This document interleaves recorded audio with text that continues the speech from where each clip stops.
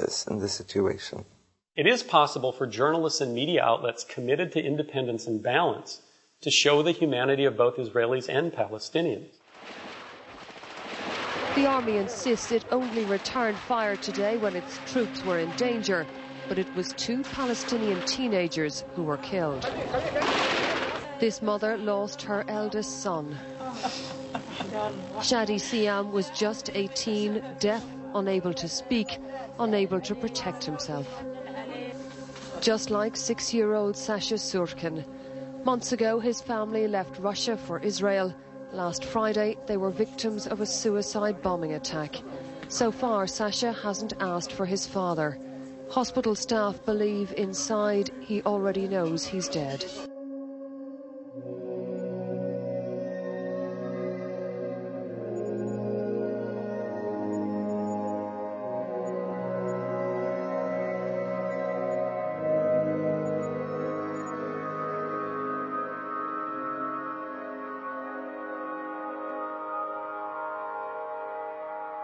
You'll see on most commentators in the media constantly urging the U.S. to become more engaged in the negotiations between the Israelis and the Palestinians. Today that the U.S. must get more involved in settling the conflict. There are growing calls for President Bush to take on a more active role. Nearly everyone agrees the U.S. must play a more active role in an attempt to... The premise of that view is the idea that's stated over and over again, that the U.S. is merely trying to bring about a peace, trying to bring the two sides together. It has no preconceptions about what, whose side is right and whose side is wrong, which side needs to make more compromises and which doesn't. And I think that's a fundamentally inaccurate view of how U.S. diplomacy has worked over the past several years. The United States has presented itself as a neutral broker between these two parties. But if you look at its actions rather than its words, you see that it has favored Israel almost 100% of the time. The U.S. has vetoed resolutions many times that would have put a stop to Israel's actions in the territory. In New York, a push by the Palestinians and their supporters to win a UN Security Council resolution calling for an end to the violence was vetoed by the United States. Israel has rejected UN involvement in the conflict, backed by its closest ally, the United States. The U.S. blocked diplomatic moves from the Arab states, from Europe, from the PLO, anything, because it just refused to accept this kind of diplomatic settlement. Well, there's a name for that in the United States. It's called the peace process. What it actually is the process by which the United States prevented peace. The United States has struggled for decades with widely varying success and failure to help ease this Mideast conflict. The United States as a neutral broker between Israel and the Palestinians is a cruel joke on both Palestinians and the Arab world at large.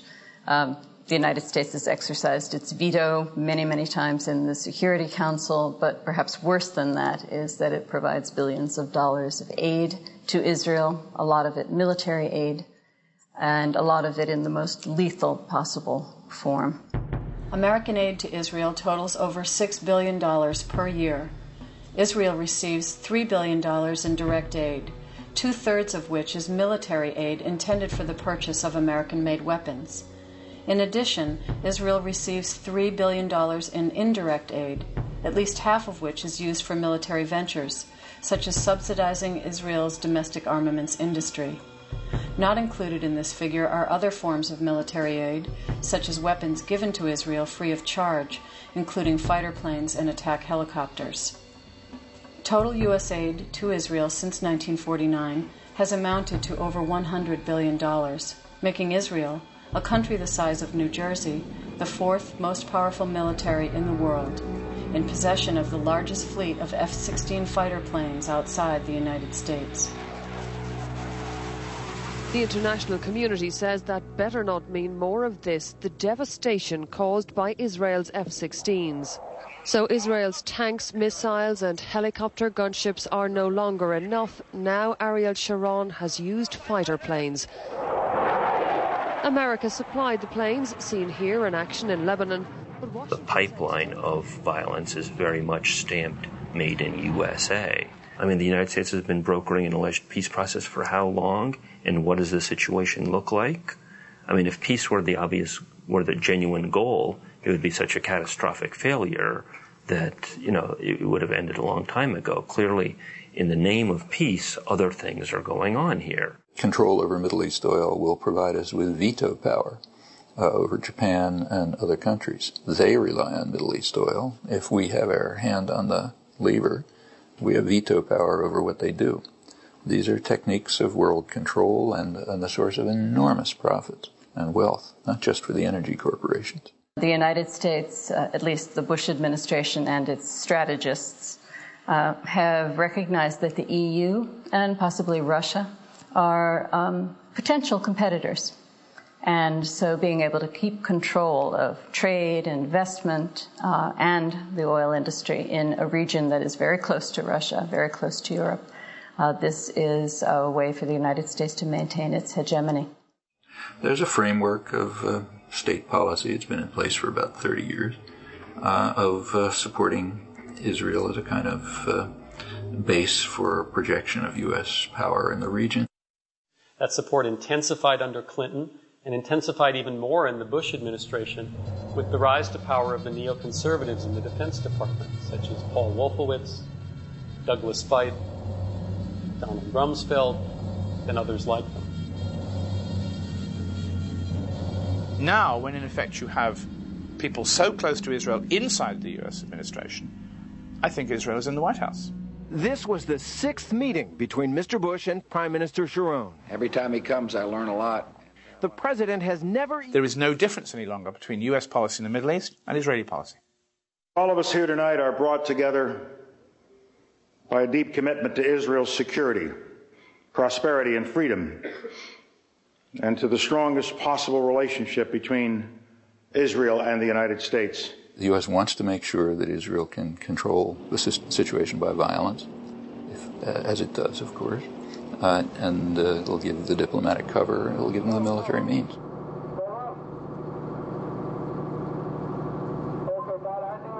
Congress, which is very, very strongly pro-Israeli at the moment, 94 votes to 2 was the way a resolution was passed in the Senate the other day, wholeheartedly endorsing everything Israel is doing.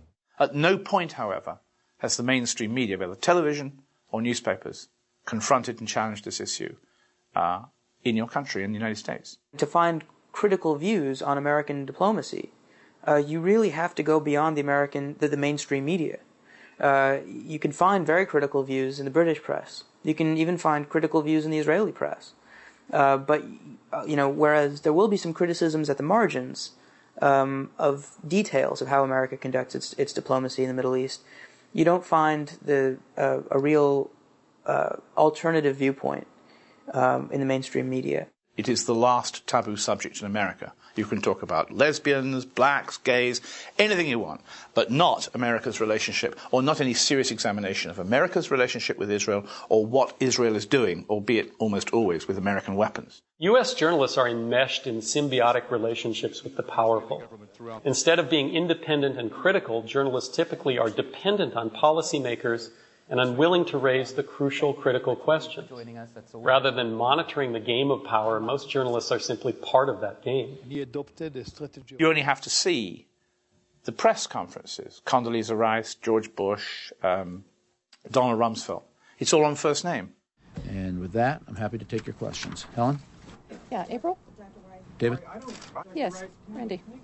John? What do you know about the sourcing of the British... But the relationship between American journalists, particularly television journalists, and the centres of power has become incestuous. So close, because an argument could cut you off from access to the centre of power, so close that it is impossible any longer to convey what you know about the centres of power. All you can do is say what you think they mean and what you know they say. So what's the point of journalism?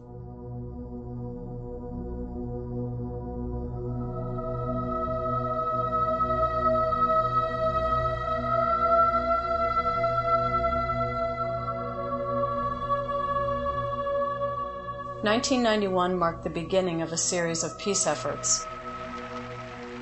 Of the most recent and well-known were the negotiations that took place in the summer of 2000 at Camp David with then-President Bill Clinton, PLO Chairman Yasser Arafat, and former Israeli Prime Minister Ehud Barak. The aftermath of their breakdown is perhaps the clearest example of the Israeli PR machine at work. There are two